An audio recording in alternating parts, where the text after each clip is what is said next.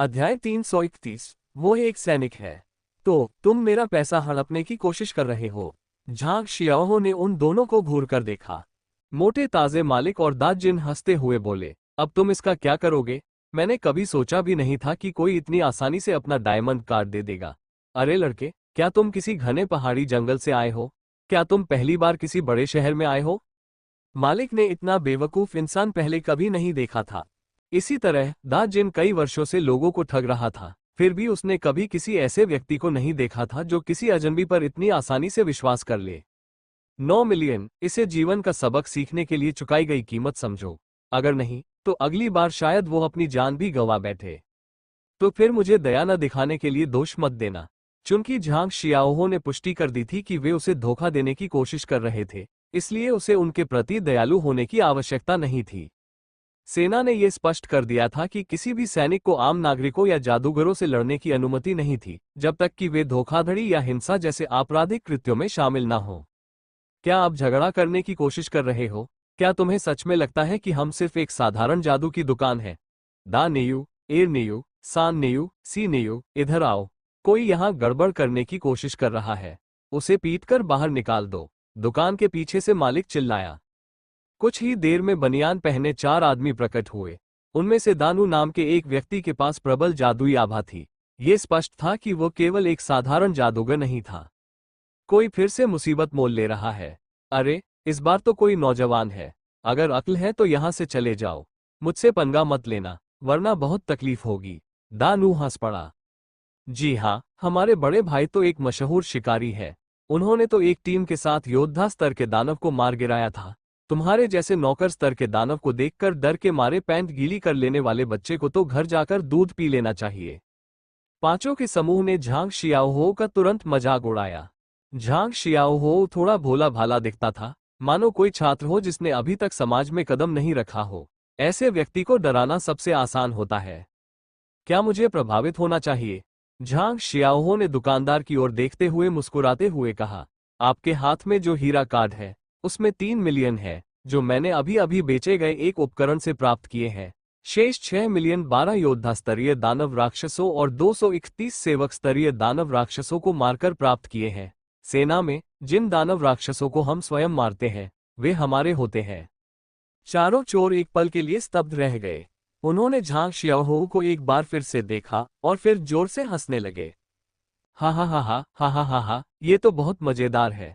मैं हंसते हंसते लोटपोट हो रहा हूँ। क्या इस लड़के ने सचमुच कहा कि उसने अकेले ही योद्धा स्तर के दानव राक्षसों को मार डाला है? हमें तो एक अत्याचारी छिपकली को मारने के लिए 4 मध्यम स्तर के जादूगरों और 12 बुनियादी जादूगरों की जरूरत पड़ी, और तुम इतने बेशर्म हो कि कह रहे हो कि तुमने 12 को मार डाला। तुम अब तक के सबसे बड़े झूठे हो। दानू अपनी हंसी नहीं रोक पाए। वह लड़का ज्यादा से ज्यादा 20 साल का था। पूरे देश में 20 साल के ऐसे लड़के बहुत कम थे जो मध्यम स्तर के जादूगर थे, और वे भी या तो नामी परिवारों में होते थे या बेहतरीन स्कूलों में पढ़ते थे। भला उनमें से कोई इस बेवकूफ लड़के की तरह इधर उधर क्यों घूमेगा? बस करो ये सब बकवास, चलो इसे पीटकर बाहर निकाल देते हैं, विशाल बाली पहने एरनियू ने कहा। झांग शियाओहो ने और समय बर्बाद नहीं किया। वो कुछ कदम पीछे हट गया। वो उनसे डरा नहीं था, लेकिन उसे इस बात की चिंता थी कि युद्ध छिड़ने पर उसके ऊपर मौजूद बीम उसे कुचल देगी। बच्चे, मुझे तुम्हें मध्यम स्तर के जादू की असली ताकत दिखाने दो। मैं तुम्हें दिखाऊंगा कि तारामंडल कैसा दिखता है। दानू के शरीर से एक जादुई आभा फूट पड़ी, और उसके पैरों के नीचे तारे प्रकट होने लगे और एक सीध में आने लगे। तुम बहुत धीमे हो, झांग शियाओहो ने मुस्कुराते हुए कहा। उसका पवन तत्व तारा पैटर्न तब तक पूरा हो चुका था जब उसके प्रतिद्वंदी का तारा पैटर्न केवल 1/3 ही पूरा हुआ था। वो जादू करने में इतना तेज था कि जब उसने अपनी मध्यवर्ती ऊर्जा संचित कर ली, तब तक एर नेयू, सान नेयू और सी नेयू अभी भी अपने बुनियादी मंत्रों का उच्चारण कर रहे थे। Wind disc. झांग शियाओहो ने दूसरे स्तर की पवन डिस्क फेंकने की इच्छा को रोकने से पहले एक पल के लिए संकोच किया।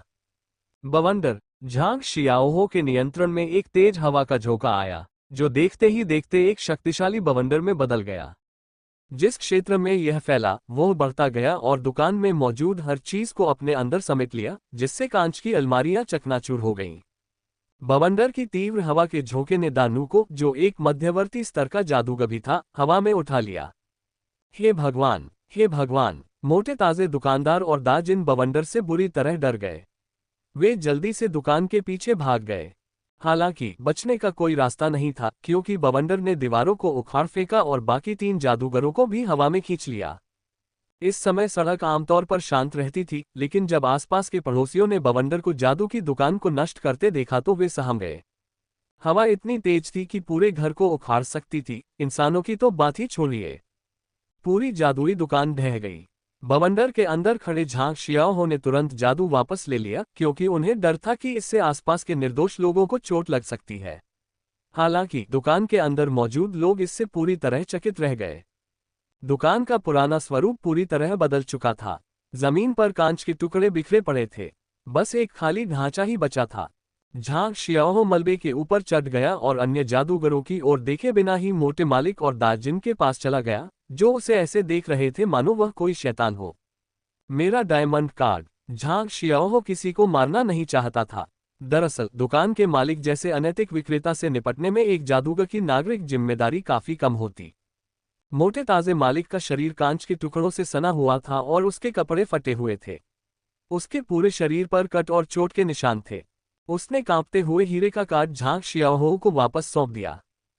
पूरी प्रक्रिया के दौरान दुकान का मालिक और दाजिन दोनों डर से कांप रहे थे। उन्होंने पहले सोचा था कि 20 साल के आसपास दिखने वाला झांग शियाओ एक साधारण जादूगर है, इसलिए वह दानू और अन्य लोगों के लिए कोई समस्या नहीं होगा। लेकिन उनकी निराशा तब और बढ़ गई जब चारों जादूगर एक ही हमले में हार गए। दुकान के मालिक को पूरा यकीन था कि अब वह योद्धा स्तर के राक्षसी जानवरों को अकेले ही मार सकता है। उस लड़के ने जो ताकत दिखाई थी, वह उसके जान पहचान के कुछ बूढ़े शिकारियों से भी कहीं ज्यादा भयानक थी। ये मेरा बैज है। मैं नहीं चाहता कि किसी को पता चले कि मैं बीई शहर में हूं। जब मैजिक एसोसिएशन के लोग आए तो बस उन्हें बता देना कि ये सब गड़बड़ तुमने खुद की है। झांग शियाओ ने हीरे का कार्ड लिया और मोटे मालिक को लात मार दी। सोल, सैनिक, तुम एक सैनिक हो। मालिक अवाक रह गया। जी हाँ, उन्होंने सेना के बारे में कुछ कहा था। बस यही अंत था। वह एक सैनिक से पंगा ले रहा था। उसकी जिंदगी बर्बाद हो गई। मोटे ताजे मालिक ने दाजिन को ऐसे घूरा मानो कह रहा हो, अरे बेवकूफ, यहाँ एक सैनिक को क्यों लाए? सेना द्वारा प्रशिक्षित सभी जादूगर सनकी होते हैं। दाजिन को रोने का मन कर रहा था। उन्होंने बीई शहर में इतना युवा सैनिक पहले कभी नहीं देखा था। उन्होंने किसी बड़ी मछली को नहीं पकड़ा था, बल्कि एक विशालकाय सफेद शार्क को पकड़ा था। जिझाओ घाटी एक छोटी सी घाटी थी जो निचले इलाकों से बनी थी, और सूर्यास्त के समय सूर्य की रोशनी में इसमें एक असाधारण चमक दिखाई देती थी। कुछ लोगों का कहना है कि यह यहाँ पाई जाने वाली एक अनोखी वनस्पति के कारण था, जो हर शाम कुछ समय के लिए खिलती थी। इस दिलचस्प कहानी ने कई साहसी लोगों को यहाँ तस्वीरें लेने के लिए आकर्षित किया था। लेकिन सच्चाई इतनी भयानक थी कि किसी के भी रोंगटे खड़े हो जाएं। असली वजह यह थी कि जब सूर्यास्त के समय यहाँ की उपजाऊ मिट्टी एक निश्चित तापमान पर पहुंच जाती थी, तो विशाल छिपकलियां, जिनकी त्वचा से तैलीय चिपचिपी परत निकलती थी, अपने दलदलों से निकलकर घाटी में आ जाती थीं। उनकी त्वचा आमतौर पर खुरदरी होती थी, लेकिन तेल की परत सूर्य की रोशनी को क्रिस्टल की तरह परावर्तित करती थी, जिससे घाटी जगमगा उठती थी, मानो वह चमकीले खजाने से भरी हो। बहुत समय पहले इस रहस्यमयी घाटी में छिपे खजाने की कहानियां प्रचलित थीं, जो बहादुर जादूगरों द्वारा खोजे जाने की प्रतीक्षा कर रहा था।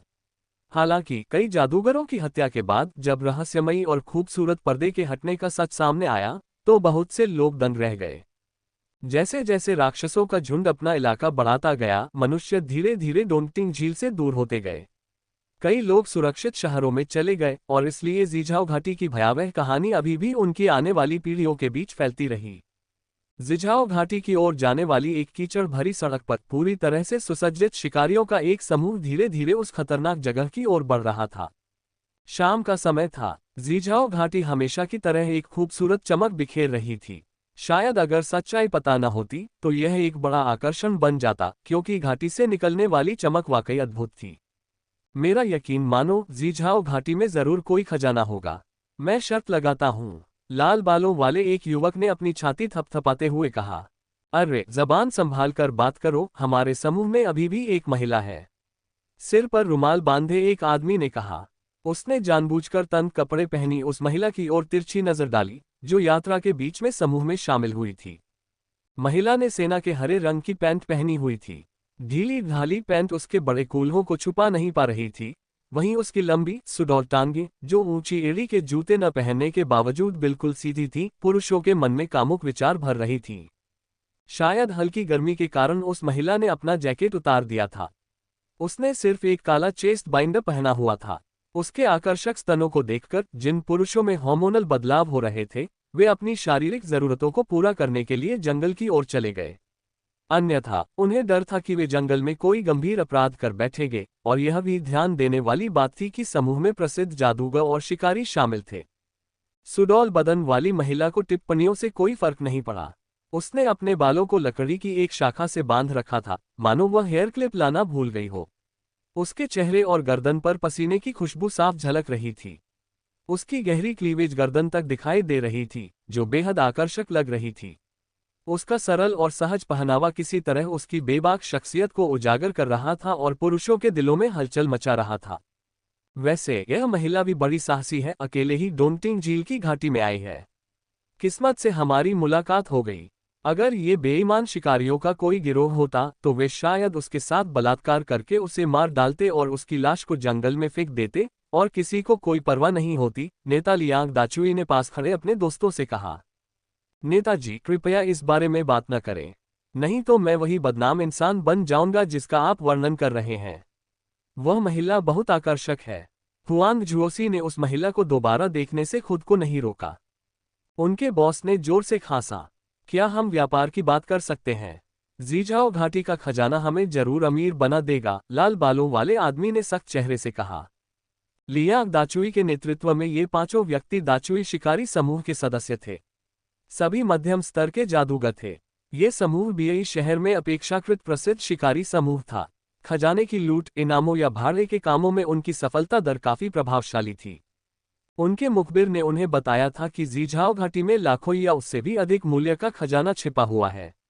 इसलिए अब तक की चुनौतीपूर्ण यात्रा के बावजूद समूह ने तुरंत अपनी किस्मत आजमाने का फैसला किया। उन्हें आश्चर्य हुआ जब उनकी मुलाकात एक अकेली महिला शिकारी से हुई, जो रास्ता भटक गई थी। समूह ने उसे अपने साथ ले लिया क्योंकि उसकी ताकत भी असाधारण थी। वह भी जीझाओ घाटी जा रही थी। उसने बताया कि उसे खजाने में कोई दिलचस्पी नहीं है, बल्कि वह किसी अजीब कारण से उस इलाके की छानबीन कर रही है। समूह में सभी लोग काफी अनुभवी थे, इसलिए किसी को भी यह चिंता नहीं थी कि वह महिला उन्हें धोखा देने की कोशिश कर रही है। समस्या बस इतनी थी कि उसे साथ लाने के बाद उन्होंने बहुत सारा टॉयलेट पेपर बर्बाद कर दिया था। इस हिसाब से तो जरूरत पड़ने पर शरीर के किसी खास हिस्से को साफ करने के लिए उन्हें पत्थरों और पेड़ की शाखाओं का इस्तेमाल करना पड़ेगा। हम लगभग पहुंच ही गए हैं। हमें पहले एक योजना बनानी चाहिए। मुझे नहीं लगता कि हमें सीधे घाटी में घुस जाना चाहिए। यहां तक पहुंचने के रास्ते में मिलने वाली विशाल छिपकलियों को खत्म करने में ही हमें 7 दिन और 7 रातों से अधिक का समय लग जाएगा, रणनीति बनाने के प्रभारी लाल बालों वाले जादूगर ने कहा। मुझे नक्शा दो, महिला ने कहा। ली मान, क्या तुम भी विश्लेषक हो? लाल बालों वाले व्यक्ति ने थोड़ी दिलचस्पी दिखाते हुए पूछा। आमतौर पर समस्याओं को सुलझाने की जिम्मेदारी मेरी होती है, ली मान ने कहा। एक विश्लेषक टीम का मुख्य रणनीतिकार होता था, जो रणनीति बनाने का जिम्मा संभालता था। कप्तान द्वारा मंजूरी मिलने के बाद पूरी टीम उसी रणनीति का पालन करती थी। एक कुशल रणनीतिकार के बिना शिकारी दल आमतौर पर जंगल में ही मारा जाता था, चाहे वे कितने भी शक्तिशाली क्यों न हो। असाधारण शक्ति मात्र ही व्यर्थ थी जब तक कि उनमें बुद्धिमत्ता और अनुभव का एक निश्चित स्तर न हो। आसमान में अंधेरा छा रहा है। हम कल शाम घाटी में प्रवेश करेंगे। शाम? होंग नियाओ, क्या तुमने नहीं कहा था कि यही वो समय है जब विशाल छिपकलियां अपनी गुफाओं से बाहर आती हैं? अगर हम उस समय अंदर जाते हैं तो क्या हम खुद को उनके सामने पेश नहीं कर रहे हैं? हुआंग झुओसी ने पूछा। इसीलिए तो तुम मास्टरमाइंड नहीं हो। कप्तान लियांग दाचुई को होंग नियाओ की क्षमताओं पर पूरा भरोसा था। उन्होंने तुरंत उसकी योजना का पालन करने पर सहमति जताई। अगली शाम शिकारी समूह घाटी के पूर्व में दिखाई दिया। वे एक ऐसे रास्ते पर जा रहे थे जो काफी खतरनाक लग रहा था, लेकिन अंत में उन्हें एक भी विशाल छिपकली नजर नहीं आई। इससे हुआंग झुओसी पूरी तरह से हैरान रह गया। तुम्हें कैसे पता कि यहाँ कोई जानवर नहीं है? हुआंग झुओसी ने पूछा। क्या उन्हें धूप सेंकना पसंद नहीं है? अगर आप गौर से देखें तो पाएंगे कि घाटी के पश्चिमी हिस्से की ऊंचाई इस क्षेत्र से कम है। ज्यादातर विशाल छिपकलियां वहीं धूप सेंक रही होंगी, इसलिए यह हिस्सा खाली रहेगा। होंग नियाओ ने आत्मविश्वास से कहा। बोलते बोलते वह ली मान नाम की महिला की ओर देखे बिना नहीं रह सका, मानो उसकी आंखों में कोई भाव देख रहा हो।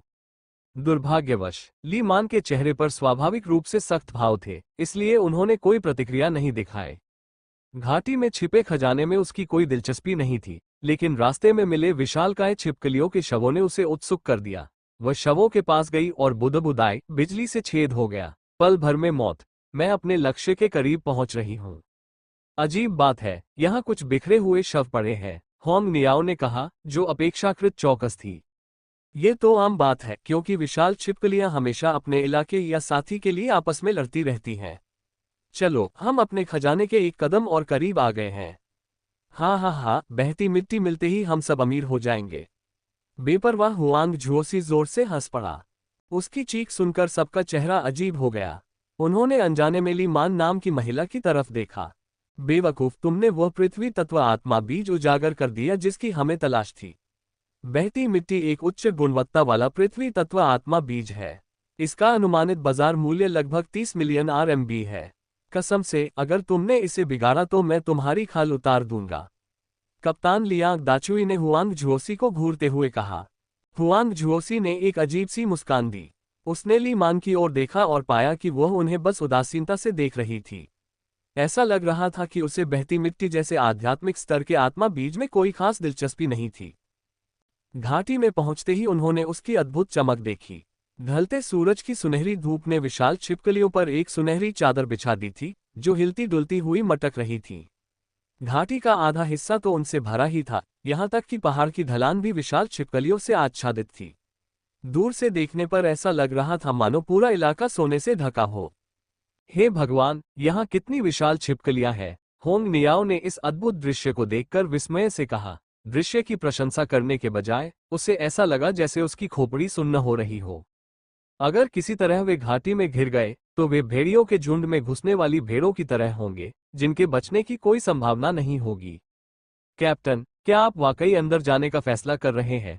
इतने सारे विशाल छिपकलियों को देखकर हुआंग झुओसी को पीछे हटने का मन कर रहा था। खजाना महत्वपूर्ण था, लेकिन अगर उसने यहाँ अपनी जान गंवा दी तो सब कुछ व्यर्थ हो जाएगा। मुझे भी लगता है कि यह बहुत जोखिम भरा है, बाकी सबने सहमति जताई। हम इतनी दूर आ चुके हैं, चिंता मत करो, होंग नियाओ की योजना जरूर कामयाब होगी, लियांग दाचुई ने गहरी सांस लेते हुए कहा, हालांकि वह खुद भी काफी घबराया हुआ लग रहा था। सौभाग्य से घाटी काफी चौड़ी थी, इसलिए उनके लिए छिपने की कई जगहें थीं। अन्यथा कुछ अतिरिक्त जिंदगियां भी उनके लिए राक्षसी जानवरों की घाटी में घुसने के लिए पर्याप्त नहीं होती। घाटी में पहुंचने पर ली मान शिकारी समूह से अलग हो गया।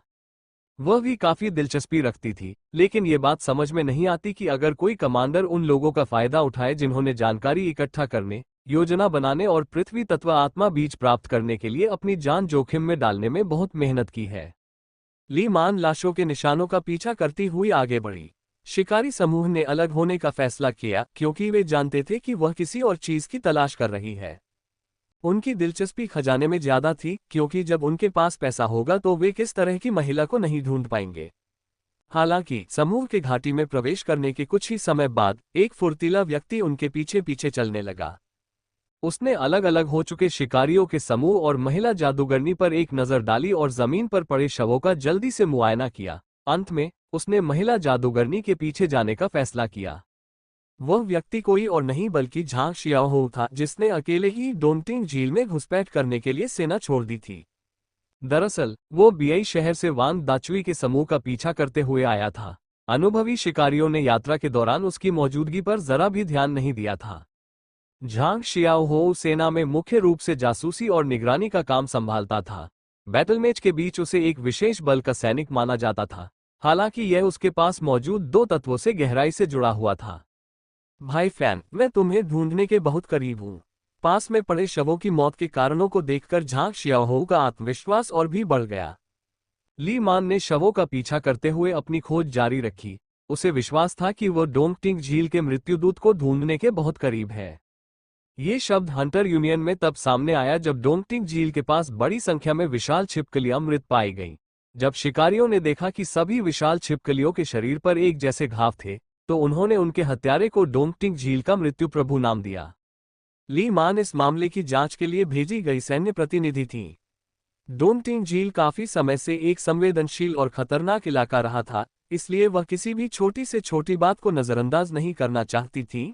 कहीं ऐसा ना हो कि वह कोई नया कमांडर स्तर का दानव या उससे भी अधिक खतरनाक जानवर निकले। ये बीआई शहर के लिए एक बड़ा खतरा बन जाएगा। अजीब बात है, मेरे पैर भारी लग रहे हैं। मुझे नहीं लगता कि मेरी सहनशक्ति इतनी खराब होनी चाहिए, जबकि मैदान पर उतरे हुए काफी समय हो गया है। दलदली इलाके से गुजरने के बाद ली मान के पास आराम करने के लिए सूखी जगह ढूंढने के अलावा कोई चारा नहीं था। उसने जल्दी से अपने जूते उतारकर अपने पैरों की जांच की। धिक्कार है, मैं इतनी लापरवाह क्यों थी? ली मान को आखिरकार कारण पता चल गया। दलदल के कारण उसके पैर किसी तरह जहरीले हो गए थे। उसके हरे सफेद पैर बैंगनी रंग के हो गए थे। ली मान को हाल ही में डोंगटिंग झील में स्थानांतरित किया गया था, इसलिए वो वहां के वातावरण से ज्यादा परिचित नहीं थी। इसी वजह से उसने जहरीले पदार्थों से बचाव के लिए ज्यादा सावधानी नहीं बरती। ये समझ में नहीं आता, मैं तो अपने साथियों की सलाह मान रहा हूं। वैसे भी मेरी साधना के स्तर को देखते हुए मुझे इतनी आसानी से जहर नहीं लग सकता। क्या ये कोई अज्ञात जहर है? ये कहां से आया, इतना शक्तिशाली जहर? ली मान घबराकर चट्टान पर बैठ गया। उसने तुरंत अपने साथ लाए सभी विषनाशिकों का प्रयोग किया, लेकिन वह ये देखकर आश्चर्यचकित रह गई कि उनमें से कोई भी विष के विरुद्ध प्रभावी नहीं था, जो उसके पैरों में फैलता ही जा रहा था। दलदल जल और पृथ्वी तत्वों का मिश्रण था, इसलिए उसने संबंधित प्रतिकार का उपयोग करने की कोशिश की, लेकिन उनमें से कोई भी कारगर नहीं हुआ। ये तो बुरा हुआ। ली मान राक्षसी जानवरों से नहीं डरती थी। अगर उसका सामना किसी राक्षसी जानवर से हो जाता तो वह उसे मारने में जरा भी संकोच नहीं करती। हालांकि जहर से निपटना वाकई मुश्किल था। उसे इसके बारे में कोई जानकारी नहीं थी और वह इस चुनौती के लिए अच्छी तरह से तैयार भी नहीं थी।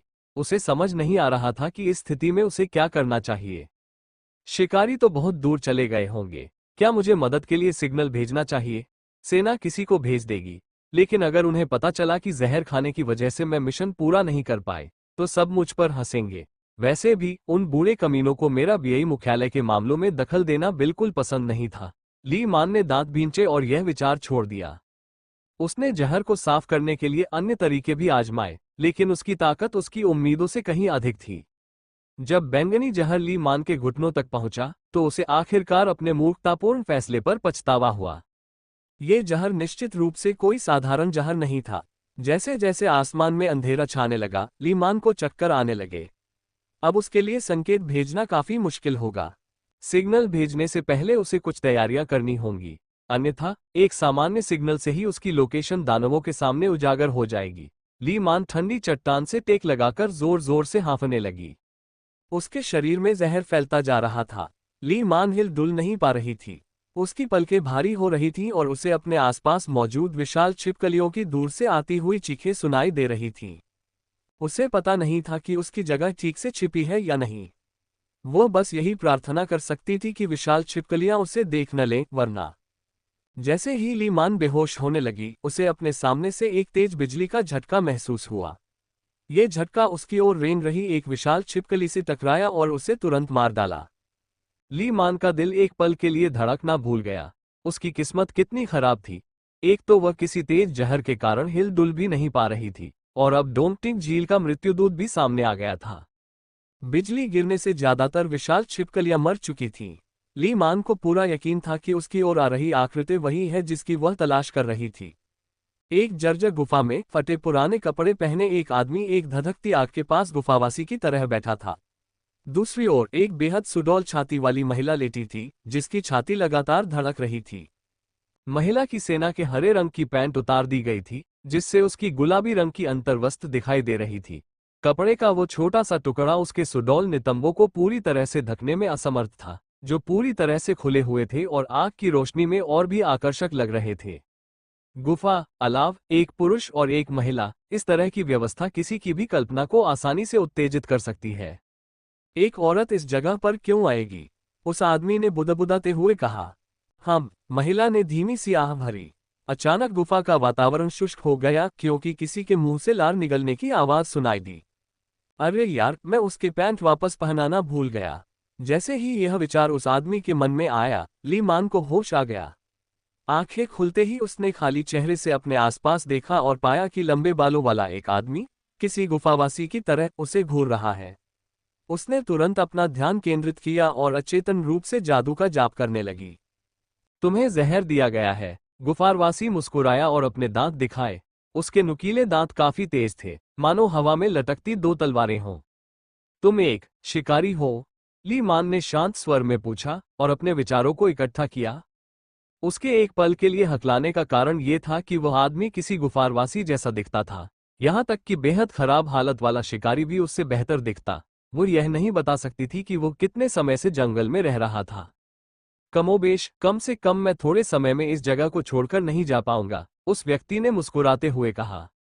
क्या तुमने मेरी जान बचाई? ली मान ने पूछा। हाँ, आपको जो जहर लगा है वह काफी मुश्किल है। जब मुझे खुद ये जहर लगा था तो इसे साफ करने में मुझे बहुत मशक्कत करनी पड़ी थी। लेकिन आपका शरीर मेरी सोच से कहीं ज्यादा मजबूत है। मुझे लगा था कि आप कम से कम 7-8 दिन तक बेहोश रहेंगे, उस आदमी ने कहा। धन्यवाद, मैं आमतौर पर इतना लापरवाह नहीं होता, ली मान ने समझाया। आप जैसी महिला अकेले इतनी खतरनाक जगह पर क्यों आई होंगी? उस आदमी ने पूछा। क्या तुम भी अकेली नहीं हो? ली मान ने पलटकर यही सवाल पूछा। उसकी आंखों में एक स्वतंत्र महिला का गर्व झलक रहा था। तुम सही कह रही हो, तो तुम घाटी में छिपे खजाने की तलाश में यहाँ आए हो? उस आदमी ने पूछा। उसकी नजरें बीच बीच में उस लड़की पर टिक जाती थीं। ली मान ने अपना सिर हिलाया। बेहोश होने से पहले उसने जो बिजली देखी थी उसे याद करते हुए उसने अपने सामने खड़े आदमी को ध्यान से देखा और कहा, मैं यहाँ उस चीज की जांच करने आई हूँ जो हाल ही में बहुत सारे राक्षसी जानवरों को मार रही है। ओह, मैं समझ गया। उस आदमी ने विषय बदलते हुए अपनी नजरें घुमाई। बशर्ते आप खजाने के लिए यहाँ ना आए हों। इसके कारण बहुत से लोग मारे जा चुके हैं। बहुत सारे लोग मर गए। ली मान चौंक गई। हाँ, आपको क्या लगता है कि जहर कहाँ से आया? मैंने कुछ समूहों को चेतावनी देने की कोशिश की, लेकिन उन्होंने मेरी सलाह को पूरी तरह से नजरअंदाज कर दिया, उस व्यक्ति ने कहा। ये घाटी सामान्य नहीं है। ली मान ने भौहें चढ़ा ली। उसे याद आया कि कैसे उसे जहर दिया गया था और जब समूह पहली बार घाटी में पहुंचा था तो उसे कितनी बेचैनी महसूस हुई थी। वो एक उन्नत जादूगरनी थी और फिर भी वो अपनी जान गंवाने के इतने करीब आ गई थी। हंटर ग्रुप्स की तो बात ही छोड़िए। धत तेरे की, दाचुई का समूह अभी भी खतरे से बेखबर था। उम्मीद है उन्हें जहर नहीं दिया गया होगा जैसा कि उसे दिया गया था, वरना पूरा समूह अब तक मर चुका होता। तुम्हारे शरीर से जहर निकलने में कुछ समय लगेगा। फिलहाल तुम्हें गुफा में छिप जाना चाहिए, उस आदमी ने कहा। तुम यहाँ क्यों हो? ली मान ने पूछा। कुछ सामान इकट्ठा करने के लिए, उस आदमी ने रहस्यमयी मुस्कान के साथ कहा। क्या तुम्हारा पेट भर गया? ली मान का चेहरा गुस्से से लाल हो गया और उसने उसे घूरकर देखा। अरे, मैं चलता हूँ। कृपया अपनी पैंट पहन लीजिए, मैंने उन्हें आपके लिए सुखा दिया है। वह आदमी झिझकते हुए गुफा से बाहर निकल गया। ली मान का सब्र पूरी तरह टूट चुका था। बातचीत के दौरान ही उसने उसे गुफा छोड़ने के इशारे दे दिए थे, लेकिन हैरानी की बात यह थी कि वह पूरी बातचीत के दौरान वहीं बैठा रहा।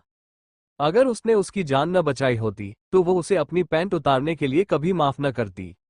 जब वो आदमी लौटा तब तक ली मान अपनी पैंट पहन चुकी थी। उसकी निगाहें जलती हुई आग पर टिकी थी और वह ये समझने की कोशिश कर रही थी कि क्या उस आदमी ने उसके साथ कुछ किया था। उसने सरसरी तौर पर अपने शरीर की जांच की। उसके संवेदनशील अंग बिल्कुल ठीक लग रहे थे। उसकी वजनिटी टूट चुकी थी। एक महिला बैटलमेज होने के नाते उसने सेना के कठोर प्रशिक्षण में अपनी वजनिटी खो दी थी। इसका किसी पुरुष से कोई लेना देना नहीं था। क्या मैं आपसे एक मदद मांग सकती हूँ? ली मान ने अपनी ओर आते हुए उस व्यक्ति की ओर देखा। ली मान मन ही मन बुदबुदाई, आखिर वह यहाँ कब से रह रहा है? उसके बाल लगभग जमीन तक पहुंच रहे थे। उसके नुकीले दांत भेड़िए के दांतों जैसे थे। अगर उसका चेहरा देखने में साधारण न होता तो वह सोचती कि उसे किसी भेड़िए ने पाला है, जैसे फिल्म अ वेयरवुल्फ बॉय में दिखाया गया है। मेरे पास ज्यादा समय नहीं है, उस आदमी ने तुरंत उसे मना कर दिया। मैंने अभी तक आपको बताया ही नहीं है कि यह क्या है। ली मान ने गुस्से भरे स्वर में विरोध जताया। बहन, मेरे पास बिल्कुल भी समय नहीं है। मेरी जान अभी भी दांव पर लगी है, उस आदमी ने कहा। आप जो भी कर रहे हैं, मैं आपकी मदद कर सकता हूं, लेकिन मुझे उम्मीद है कि आप यहां अभी अभी पहुंचे हंटर ग्रुप को एक संदेश भेज सकते हैं। उन्हें बताएं कि वे और आगे न बढ़ें। उनकी जान खतरे में है, ली मान ने कहा। ली मान को उस समूह के बारे में काफी अच्छी राय थी। भले ही वे काफी कामुक थे, लेकिन उसे लोगों द्वारा इस तरह घूरे जाने की आदत हो गई थी। काश मैं वहां एक नोटिस बोर्ड ही लगा देता, घाटी के बीचों बीच दलदल में मौजूद जीव पहले ही घायल हो चुका है। लेकिन जादूगरों के कई समूह हाल ही में उसे गले लगाने के लिए इतने उत्सुक है, मैं उन्हें रोक नहीं पा रहा, उस आदमी ने शिकायत की। ली मान गहरी सोच में डूब गई। ऐसा लगता था कि पृथ्वी तत्व आत्मा बीज के बारे में खबरें फैल रही थी। परिणामस्वरूप कई जादूगर इसकी खोज में आए थे। उन्हें ये जानकर आश्चर्य हुआ कि घाटी एक जाल थी जिसने अनगिनत लोगों की जान ले ली थी। इसके अलावा लोगों के लिए सच्चाई जानना असंभव था, क्योंकि यहां आने के बाद अधिकांश समूह पूरी तरह से नष्ट हो गए थे। परिणामस्वरूप और भी लोग यहां आते और मारे जाते। अगर उसके जैसी उन्नत जादूगरनी भी खुद को ठीक से बचाने में नाकाम रहती, तो किसी भी दूसरे समूह का तो निश्चित रूप से सफाया हो जाता। तुम्हें कैसे पता चला कि वो चीज घायल है? ली मान को उस आदमी पर थोड़ा शक हुआ। अधिकांश लोग घाटी के आधे रास्ते में ही मर जाते, फिर भी यह आदमी यहां रहकर बिल्कुल ठीक ठाक लग रहा था। इसके अलावा बेहोश होने से पहले उसे यह आभास हुआ था कि डोंगटिंग झील का मृत्युदूत प्रकट हुआ था। आखिर इस आदमी ने उसकी जान कैसे बचाई? क्या वह किसी भ्रम में थी? अरे, इससे आपका कोई लेना देना नहीं है, उस आदमी ने कहा। मुझे अब भी आपका नाम नहीं पता। ओह, आप मुझे फैन मो कह सकते हैं। लगता है आप इस जगह से अच्छी तरह वाकिफ है। मैं और लोगों को मरते हुए नहीं देखना चाहती, और ये सभी मध्यम स्तर के जादूगर हैं। मुझे घाटी में मौजूद उस चीज को खत्म करने में भी मदद करने दीजिए। ली मान ने उस असाधारण युवक को सख्त निगाहों से देखते हुए कहा। सेना का कर्तव्य था कि वह किसी भी संभावित खतरे को खत्म करे। चूंकि ली मान एक कमांडर थी, इसलिए यह एक ऐसी जिम्मेदारी थी जिससे वो बच नहीं सकती थी। मो फैन स्तब्ध रह गया। उसने उस महिला को गौर से देखना शुरू किया जिसकी आवाज में थोड़ी गरिमा थी। मेरे पास इसे मारने की योजना तो है, लेकिन मुझे नहीं लगता कि हम दोनों मिलकर इसे अंजाम दे पाएंगे। हमें अभी भी किसी ऐसे फुर्तीले व्यक्ति की जरूरत है जो जहरीले जानवरों को दूर भगा सके, मो फैन ने कहा। जब हम घाटी में प्रवेश कर रहे थे, तब एक आदमी हमारा पीछा कर रहा था। मुझे यकीन है कि वो दुश्मनों का पता लगाने और अपनी उपस्थिति छिपाने के लिए सेना के तरीकों का इस्तेमाल कर रहा था। मैं उसे ढूंढ निकालूंगा, ली मान ने कहा। ये भी काफी नहीं होगा। हमें किसी ऐसे ताकतवर इंसान की जरूरत है जो कमांडर स्तर के दानव को काबू कर सके। आह भरते हुए छोड़ो, चलो कोशिश करते हैं। पहले तुम उस आदमी को ढूंढो।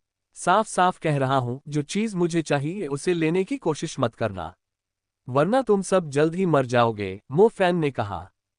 मुझे इसमें कोई दिलचस्पी नहीं है, ली मान ने काफी शांत स्वर में कहा। आह, उसका इस तरह चले जाना कितना दुखद है। कप्तान, आपने कुछ कहा क्यों नहीं? मुझे नहीं लगता कि उसे यहाँ रहने देने में कोई नुकसान होगा। हुआंग जुओसी का दिमाग अभी भी उस महिला के गहरे क्लीवेज से भरा हुआ था। वो समझ ही नहीं पा रहा था कि उसकी पतली कमर उसके इतने बड़े बस्ट को कैसे संभाल पा रही थी। लगता है उसने जंगल में खूब अभ्यास किया होगा। क्या तुम्हारा दिमाग एक बार भी काम आ सकता है? क्या तुम्हें पता नहीं है कि यहाँ कुछ गड़बड़ है? होंग नियाओ ने गुस्से से कहा। कुछ तो गड़बड़ है। यहाँ एक भी विशालकाय छिपकली नहीं है। क्या यह अच्छी खबर नहीं है? वो जोशी ने कहा। अरे यार, क्या तुम्हारा दिमाग खराब हो गया है? इस जगह पर विशाल छिपकलियों की संख्या हर 10 वर्ग मीटर में एक होने का अनुमान है, लेकिन हमें रास्ते में एक भी नहीं दिखी। इसका क्या मतलब है? इसका मतलब है कि यहाँ कुछ इतना भयानक है कि सभी सेवक श्रेणी की विशाल छिपकलियां पास आने से डरती हैं। होंग नियाओ गुस्से से आग बबूला था। उसने ऐसे बेवकूफ साथियों के साथ क्यों हाथ मिलाया? अंततः समूह को एहसास हुआ कि यहाँ कुछ तो गड़बड़ है। उन्होंने तुरंत अपने चारों ओर अंधेरे में नजर घुमाई। घाटी का मध्य भाग एक उभरा हुआ क्षेत्र था। यदि घाटी के 70% भाग में फैले दलदली क्षेत्र को एक झील मान लिया जाए, तो उभरे हुए क्षेत्र को झील के मध्य में स्थित एक द्वीप के रूप में वर्णित किया जा सकता है। वे अपनी योजना पर अडिग रहे और बिना किसी खतरे में पड़े यहां तक पहुंच गए। वे उस क्षेत्र तक पहुंचने के बेहद करीब थे। उन्हें मिली जानकारी के अनुसार घाटी के ठीक बीच में एक पृथ्वी तत्व आत्मा बीज, बहती मिट्टी, मौजूद था। आसपास पृथ्वी तत्व की प्रबल उपस्थिति थी। अवश्य ही दलदल के बीचों बीच एक आत्मा का बीज पोषित हो रहा होगा। उन्होंने सोल सीड हासिल करने के लिए बहुत मेहनत की थी, इसलिए किसी भी संभावित खतरे को वे इस तरह से देखते थे कि जब तक वे पर्याप्त सावधानी बरतेंगे, सब ठीक रहेगा। वे ऐसा करने से खुद को रोक नहीं सके, क्योंकि सोल सीड उनके लिए बहुत बड़ा प्रोत्साहन था। हम यहाँ आ गए हैं, अब हमें क्या करना चाहिए? कैप्टन लियांग दाचुई ने पूछा। मैं पहले अपने आसपास के इलाके की जांच करूंगा, होंग नियाओ ने कहा। शिकारियों का समूह दलदल के बीचों बीच स्थित जमीन पर पहुंच गया था। उनके आसपास अभी भी विशाल छिपकलियां नजर नहीं आ रही थीं। शायद वे कहीं और झपकी लेने चली गई हों। होंग नियाओ ने एक एल्यूमिनियम का डिब्बा निकाला। विशेष उपकरण लगाते हुए उन्होंने समूह को समझाया, यह एक तत्व डिटेक्टर है। इसे जमीन में गाड़कर हम 1 किलोमीटर के दायरे में तत्वों के अनुपात का पता लगा सकेंगे। यह जमीन दलदल से भरी है, इसलिए इसमें भूरे रंग, जो पृथ्वी तत्व का प्रतीक है, और नीले रंग, जो जल तत्व का प्रतीक है, का संतुलित अनुपात दिखना चाहिए। अगर परिणाम गहरे भूरे रंग की ओर झुका हुआ है, तो इसका मतलब है कि इस क्षेत्र में पृथ्वी तत्व प्रबल है। इसलिए आत्मा का बीज उपकरण से 1 किलोमीटर के दायरे में होना चाहिए। ठीक है, हम जादूगर हैं, वैज्ञानिक नहीं। हमें बारीकियों को जानने की जरूरत नहीं है, हुआन जुओसी ने अधीरता से कहा। होंग नियाओ के चेहरे पर तिरस्कार का भाव था। किसने कहा कि जादूगरों को दिमाग का इस्तेमाल करने की जरूरत नहीं होती? किसने कहा कि जादूगरों को अलग अलग उपकरणों का इस्तेमाल करना सीखने की जरूरत नहीं होती? ये तो अजीब है। नतीजा जल्दी ही सामने आ गया। होंग नियाओ ने एलिमेंट डिटेक्टर की खाली स्क्रीन को घूरते हुए कहा। यह क्या है? कप्तान वांग दाचुई ने पूछा। बाकी टीम के सदस्य भी उत्सुकता से पास आ गए, ये जानने के लिए कि कहीं आसपास कोई खजाना तो नहीं है। इसमें कोई रंग क्यों नहीं दिख रहा? आपने कहा था कि इसमें भूरा और नीला रंग होना चाहिए। हुआन जुओसी डिवाइस के पास गई और खाली स्क्रीन को घूरने लगी। होंग नियाओ भी असमंजस में था। उसने तुरंत डिवाइस की जांच की।